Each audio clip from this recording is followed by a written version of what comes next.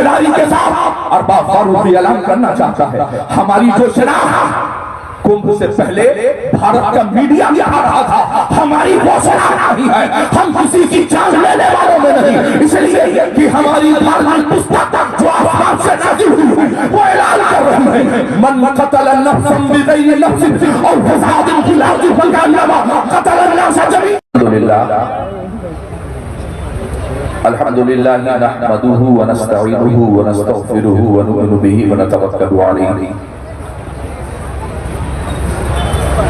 व नऊज़ु बिल्लाहि मिन शुरूरि अनफुसिना व मिन सय्यिआति अअमालिना मन यहदिहिल्लाहु फला मुज़िल्ल लहु व मन युद्लिल फला हादिय लहु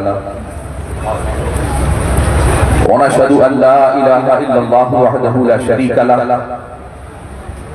वनशहदु अन्ना सय्यदना व मौलाना मुहम्मदन अब्दुहु व रसूलुहु अम्मा बअद फ़अऊज़ु बिल्लाहि मिनश शैतानिर रजीम बिस्मिल्लाहिर रहमानिर रहीम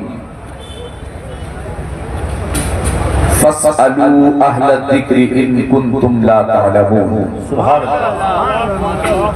आमन्तु बिल्लाहि सदक़ल्लाहुल अज़ीम व सदक़ रसूलुहुन नबियुल अमीनुल मकीनुल मतीनुल करीम व नहनु अला ज़ालिका लमिन शाहिदीन व शाकिरीन वल्हम्दुलिल्लाहि रब्बिल आलमीन। आमीन या रब्बल आलमीन। जितने लोग यहाँ तशरीफ फरमा हैं, इनमें न कोई छोटा है, न बड़ा है, न अमीर है, न गरीब है, सब हुजूर पाक के उम्मती तशरीफ फरमा। मैं आप सबसे गुजारिश करूंगा कि आप किसी दुनियादार की महफिल में नहीं, जनाबे अहमद मुख्तार की महफिल में तशरीफ। सुभान अल्लाह। जैसे दुनिया में बहुत सारे प्रोग्राम ऑर्गेनाइज होते हैं, उन प्रोग्राम्स की तरह इस प्रोग्राम को आप बनाने की कोशिश न करें। इन्हीं महफिलों में बोलने वाले लोग जब अल्लाह की हम और नबी मुहतशम की तारीफ बयान करते थे तो जाने निकल जाती थी।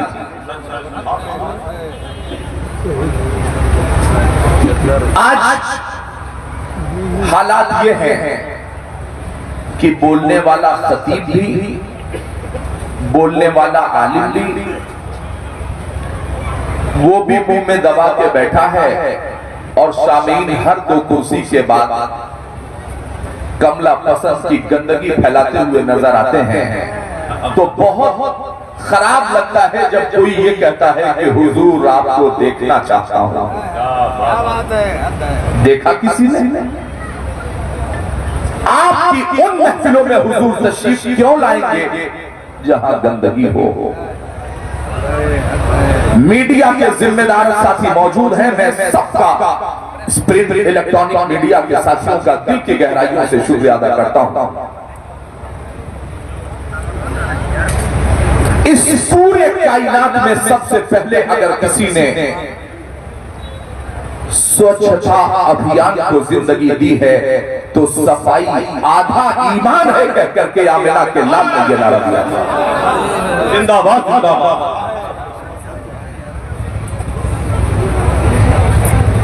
घर आसान है ये पढ़ लेना। सुना है आप हर आशिक के घर तशरीफ लाते हैं, मगर क्या हमारे घरों में जिसकी दहलीज साफ न हो, जिसका लिबास साफ न हो, जिसका ख्याल साफ न हो, दिलो दिमाग में बेईमानियां चल रही हों, हुजूर वहां आएंगे? नहीं, हुजूर आए हैं कहां? मकान हो शरफुद्दीन बोसीरी जैसा तो मेरे आका तशरीफ लाए हैं। सुभान अल्लाह। मकान हो छप्पर का, बगदाद की बुढ़िया इंतजार करे तो मेरे आका तशरीफ लाए हैं। वो किसी और का पैगंबर होगा जो दुनिया से जाने के बाद मिटा होगा। मेरे इमाम ने एक नहीं दो मरतबा कसम खा के बताया, तू जिंदा है वल्लाह, तू जिंदा है वल्लाह, मेरी जश्न आलम से सुभान अल्लाह, सुभान अल्लाह, जिंदाबाद। मैं अपने सभी साथियों से और आशिकाने मुस्तफा से गुजारिश करूंगा कि कुछ अर्ज़ो मारूज और गुफ्तगू से पहले आइए हम सब अपनी गुलामी का सबूत पेश करें। अदब के साथ सभी लोग बारगाह रिसालत में दरूद पाक पढ़ लें। अल्लाहुम्मा सल्ली अला सय्यिदना व मौलाना मुहम्मदिन बारिक वसल्लिम तिब्बिल कुलूबि व दवाइहा व आफियतिल अब्दानि व शिफाइहा व नूरिल अबसारि व ज़ियाइहा व आलिहि व सहबिही दाइमन अबदा। मिंबर शरीफ पर जमात अहले सुन्नत की ये कई अबतरी शख्सियतें, बल्कि मैं ये कहूं कि डुमरियागंज इलाके के दिलो दिमाग की हैसियत रखने वाले ये असातिज़े मदारिस, जिम्मेदार उलमा जो मिंबर शरीफ पर बैठे हैं, जिनके लिए मैं रोज पढ़ता हूं, कैसे कैसे ये मुसलमान, ये से मुराद मैं उन लोगों की बात कर रहा हूं जो 10 साल तक मदरसों में रहकर ये तालीम हासिल करते हैं कि मिंबर पर जाना, भीड़ भाड़ देखकर, अमीर कबीर की फॉर्च्यूनर, इंडिवर और पजेरो देखकर उसकी तारीफ न करने लगना। तारीफ मिंबरों से जब भी करना तो मिजाजे रजा के साथ करूं, मधे अहले दौलत पड़े इस बला ने मेरी बला कहता हूं अपने करीम का मेरा दीन पारे। जिंदाबाद जिंदाबाद जिंदाबाद, सुभान अल्लाह। इस मिजाज के साथ तो कैसे कैसे ये मुसलमान जो 8,000 पर आपके बच्चों को इश्क़ रिसालत की घुट्टियां मिला रहा है, इस महंगाई के दौर में भी जो आपके बेटों को आयतुल कुर्सी, ईमान मुजमल, ईमान मुफस्सल, वजू, गुस्ल और नमाज के फराइज, सुनन, वाजिबात बता रहा है, तो जब दुनिया में मैंने देखा कि एक डॉक्टर अगर वो हड़ताल करता है तो सारे डॉक्टर्स का पैनल उसके साथ खड़ा हो जाता है।